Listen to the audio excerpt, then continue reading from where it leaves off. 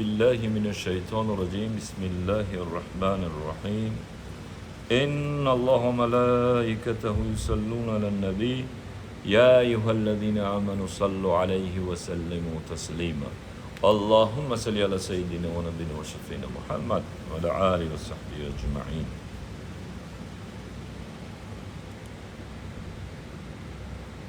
قال ابن قیم رحمه الله می‌فرماید اربعة تجلب بغضا والمقت الكبر والحسد والكذب والنمیمه.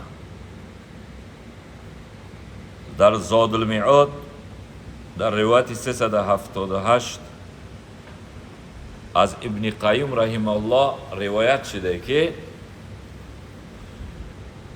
می‌فرماید قال اربعة تجلب بغضا، چهار چیزی که بغض کینه را زیاد میکنه. آدم چی میکنه؟ کینه دار و بغض عداوت هم میدونید، دشمنی، بغض گفته بخیلی، دشمنی، همه چی داخل میشه. یکم چیز الکبر، تکبری، پسند نمیکنی، آدم فکچختی میکنی، همون چی میشه؟ بغض کینت زیاد میشه. یکمش والحسد، حسد کردن. یک آدم در حسد میکنی که او ایگه جا میوه، چی خیلی میوه، چی به خدای تعالی او را دادی. چند برو ما گفتم بخیلی و حسد فرق میکنه بینشون، هم در لفظ فرق میکنه که بخل بخالت، حسد حسادت. جرمشون یعنی گناهشون ایش خیلی فرق میکنه. بخیلی با همون آدم بخیلی میکنی گفتیم که چی با این دوره منی. حسد سختره ای بخیلی ده. گناهش چی با که با خدا جنگ اعلان میکنی که چی با فلانی را داده مرا. فهمیدیم مسئله را که بین بخل و حسد چیه. در یک جای دیگر رسول اکرم صلی الله علیه و سلم میگه الغل والحسد یاکلان حسنات کما تاکل النار حطب او کما قال. میگه این بخیلی و حسد و بغض و کینه میخوره نیکیو را مانندی که آتش هیزمه. برای این وقت رسول اکرم صلی الله علیه و سلم میگفت که اتقوا شح، شما از بخیلی دوری کنید. چرا که این آدم هلاک میکنه. هر کسی که بخل و بخالت کنه هلاک میشه با اون آدم. وقتی تو بخل میکنی او بای میشه، تو هیچی نمیشه. حسد بای جرمش کلامتره. چهار چیزی که بغض عداوت زیاد میکنه، یکمش کبر، تکبری، ناپسندی، فخر کردن، چی در راه رفتن، چی در معامله، چی در گفتار، چی در نشست برخورد کردن، در همه حالت، در خشتباری، در همسایگری، در هر کجایی باشی، وقتی که کبر داشتی تو قلب تو سیاه میشه، بغض عداوت در قلب زیاد میشه. یکی از زیاد شدن بغض کینه اینمی کبر سر میشه. کبر که داشتی دیگه مثل شیطان لعین، شیطان گفت که سجده کنین، همه ملائکه سجده کردن الا ابلیس، فسجدوا الا ابلیس. همه ملائکه سجده کردن، ابلیس سجده نکرد. ابا واستکبر و کان من الکافرین. ایبو کرد، تکبری کرد، استکبر، خچه بلند گرفت و از جمله چی شد؟ کافرا شد. خداوند گفت برای رانده شدگان شد. گفت برای رجیم شد، رانده شده، ابلیس شد، دیوس شد، سرش کرده درگاه. چرا که کبر کرد. یکی از همین بغض عداوت که زیاد میکنه کبره.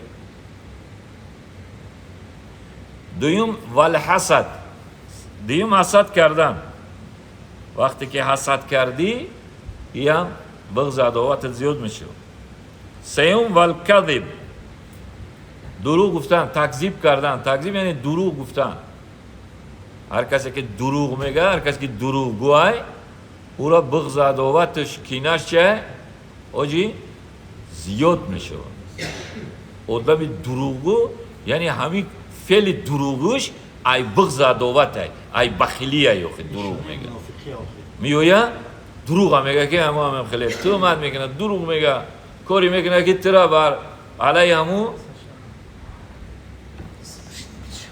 سیوم ول نمیمه چهارم اربعه تجلب بغضا یکی الکبر و الحسد بعد چی والتکذیب والنمیمه والکذب و نمیمه یعنی چهار چیزی که بغض عداوت زیاد میکنه یکمش کبر حسد کذب یعنی تکذیب کردن دروغ شمردن چهارم ول نمیمه نمیمه میدونید سخنچین انسانی که سخن میبره میوره جنگ میدوزه مبین دو تا مرد یا که زنهایی که در مبین دو تا اکا و دودر جنگ میدوزن رسول اکرم صلی الله علیه وسلم گفت که اتقوا النساء اتقوا الدنیا و نساء از دنیا ای زنها بترسه گفت چرا که بنی اسرائیل فتنه شون همین زنکا بودن زنکا را رسول اکرم صلی الله علیه وسلم بعد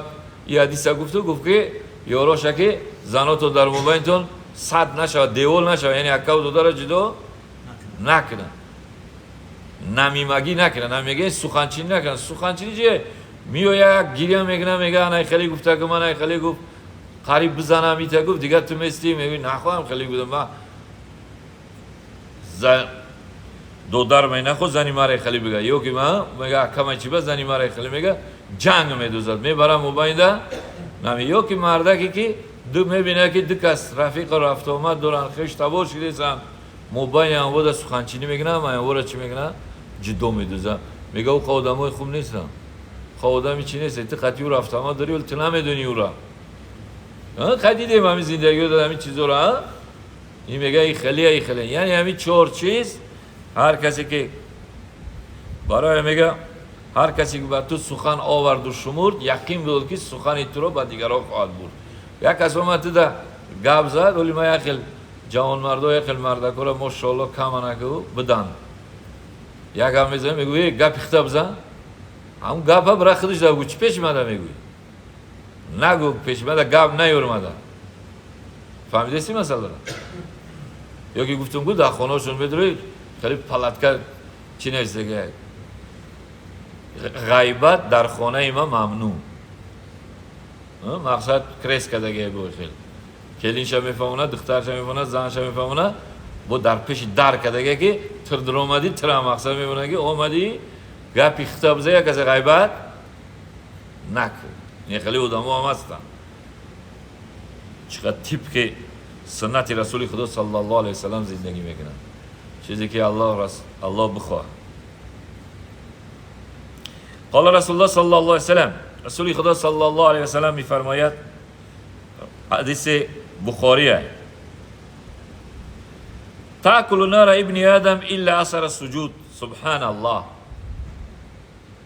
حضرت ابن آدم فرزند آدم میگه رسول خدا میخره آتش دوزخ با اثر سجده یعنی سجده کردن چیه نماز 5 وقت نماز جمعه نماز عیدین نماز فطر نماز ظهر هر کسی که 5 وقت مداومت محافظت مواظبت میکنه آتش جهنم برای چی میشه دوام حدیث میگه حرم الله علی النار ان تاکل اثر السجود حرام میکنه خداوند برای آتش به خاطر اثر سجده همون سجده که کردی ان شاء الله الله سبحانه و تعالی چی میکنه ترا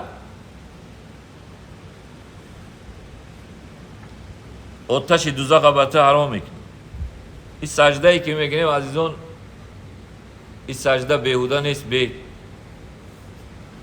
ارزش نیست با چی بگیم به اجر و پاداش نیست آفرین به سود نیست به فایده نیست با چی به پاداش نیست به توفه نیست توفه بزرگش اجر و پاداش بزرگش یک شمه که بس اثری همین سجده آتش دوزخ حرام بوده براتی آتش دوزخ چی میشه خداوند رسول اکرم صلی الله علیه و میگه که تاکل النار ابن آدم الا اثر السجود مگر بس اثر سجده میخره فرزند آدم آتش دوزخ مگر بس سجده خداوند حرام کرده برای فرزندی آدم آتش دوزخ تگه به اثر سجده را زیاد کنید. سجده همیه که عزیزان من اولی سجده که در پیش پروردگار عزت و آبرو داره و افضلتر است سجده نمازهای مکتوبه، نمازهای فرایض، نماز فرض، بامداد، پیشین، عصر، شام خفتن.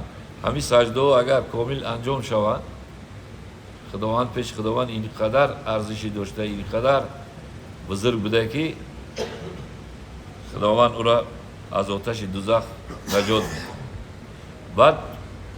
بعد ای سجده فرضی سجده واجب. بعد ای واجب چیه؟ سنت های مؤکده. 17 رکعت فرض داریم، 12 رکعت سنت روزش داریم، 3 رکعت ویتر و واجب.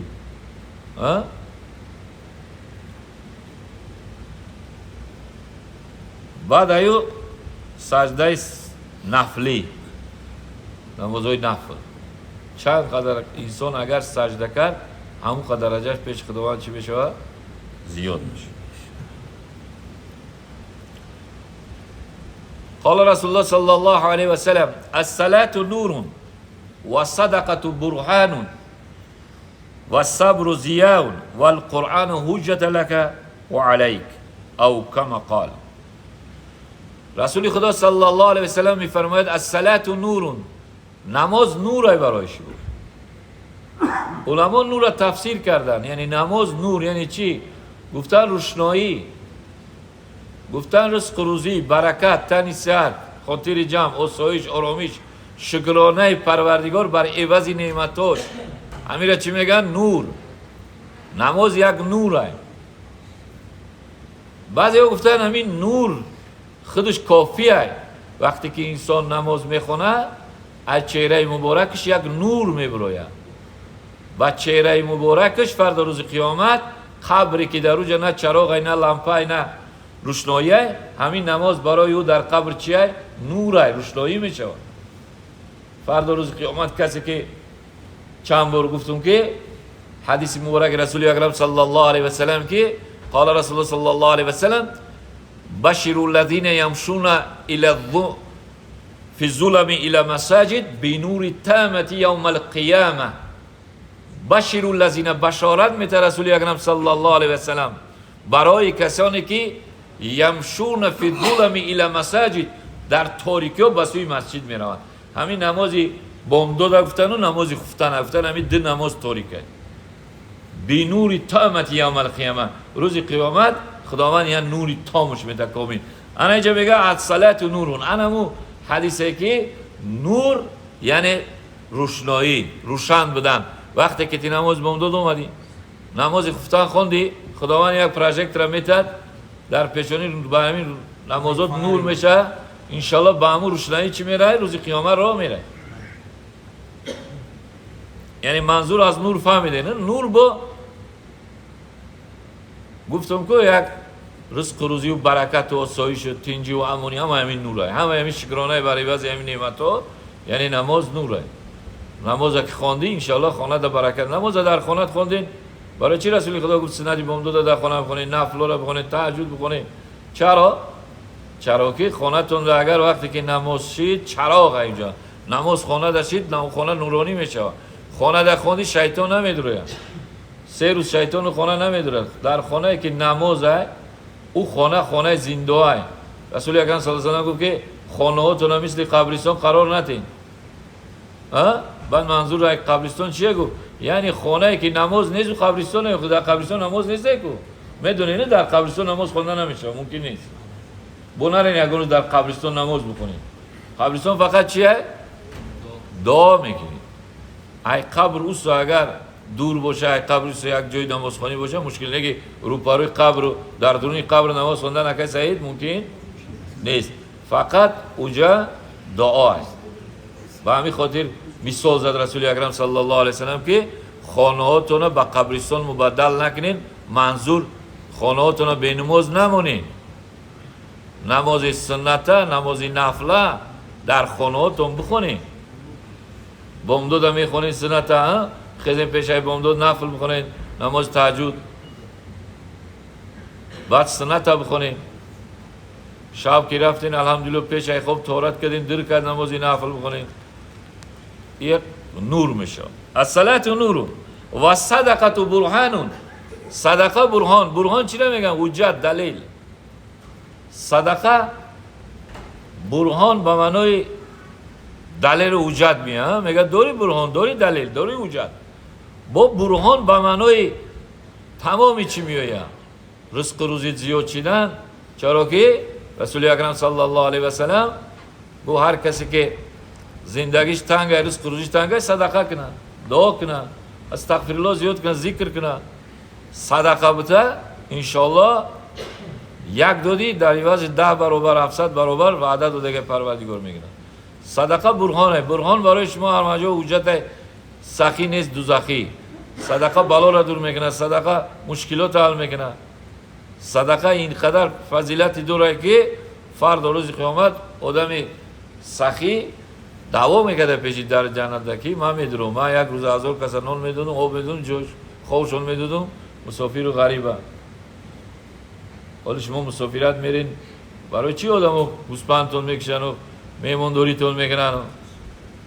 در مکه و مدینه دولنگو دا میان آب و اوقات چی تقسیم میکنن و جرغات و تمامی خوراک را تقسیم میکنن.